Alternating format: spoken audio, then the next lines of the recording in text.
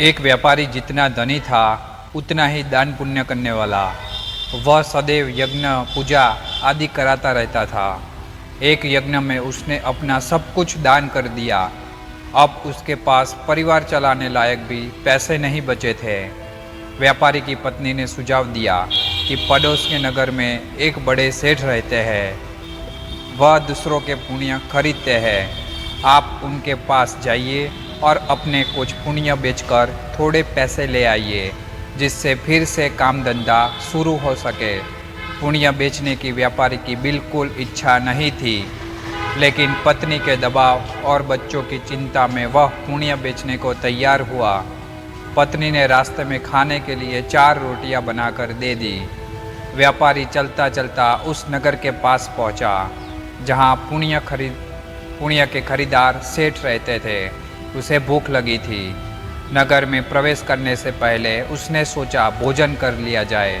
उसने जैसे ही रोटियां निकाली, एक कुतिया तुरंत के जन्म में अपने 3 बच्चों के साथ आ खड़ी हुई।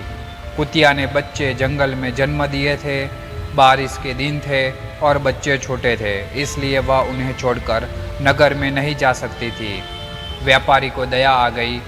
उसने एक रोटी कुतिया को खाने के लिए दे दिया। कुतिया पलक झपकते रोटी चपट कर गई, लेकिन वह अब भी भूख से हाँफ रही थी। व्यापारी ने दूसरी रोटी, फिर तीसरी रोटी, फिर 4 रोटियां कुतिया को खिला दी। खुद केवल पानी पीकर सेठ के पास पहुंचा। व्यापारी ने सेठ से कहा कि वह अपना पुण्य बेचने आया है। सेठ व्यस्त था। उसने कहा कि शाम को आओ। दोपहर में सेठ भोजन के लिए घर गया और उसने अपनी पत्नी को बुलाया।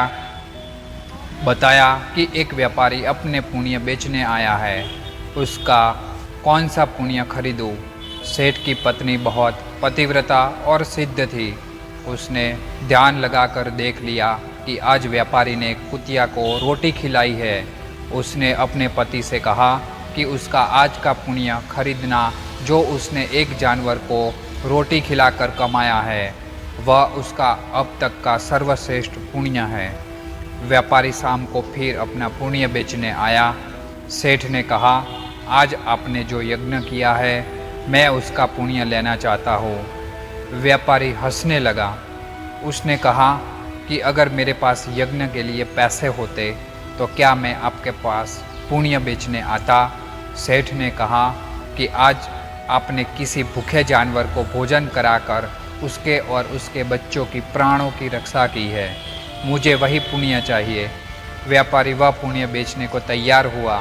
सेठ ने कहा कि उस पुण्य के बदले वह व्यापारी को 4 रोटियां के वजन के बराबर हीरे मोती देगा।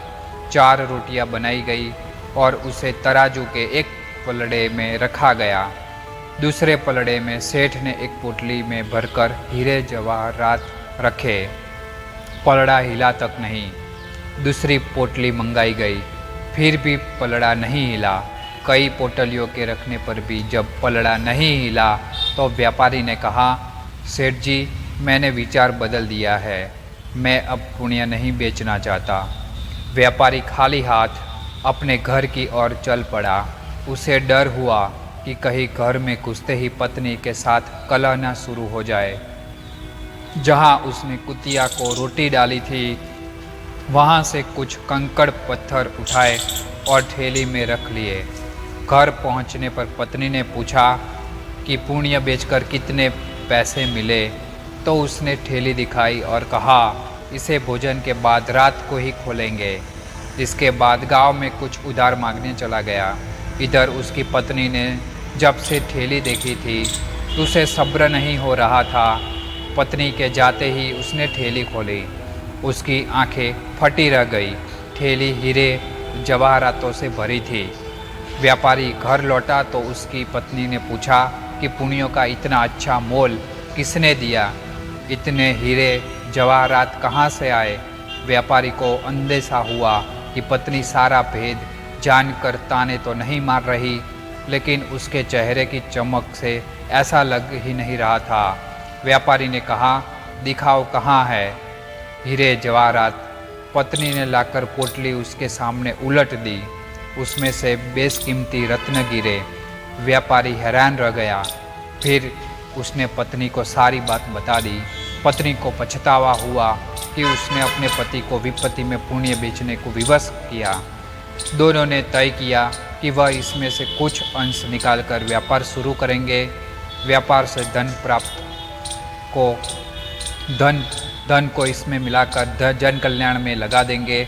ईश्वर आपकी परीक्षा लेता है।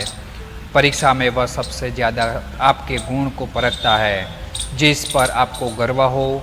अगर आप परीक्षा में खरे उतर जाते हैं तो ईश्वर वह गुण आप में हमेशा के लिए वरदान स्वरूप दे देते हैं। अगर परीक्षा में उत्तीर्ण न हुए तो ईश्वर उस गुण के लिए योग्य किसी अन्य व्यक्ति की तलाश में लग जाते हैं। इसलिए विपत्ति काल में भी भगवान पर भरोसा रखकर सही राह चलनी चाहिए। आपके लिए भी कंकड़ पत्थर अनमोल रत्न हो सकते हैं। दोस्तों, आई होप ऐसे ही वीडियो के लिए चैनल को सब्सक्राइब, लाइक और वीडियो को शेयर ज़रूर करें।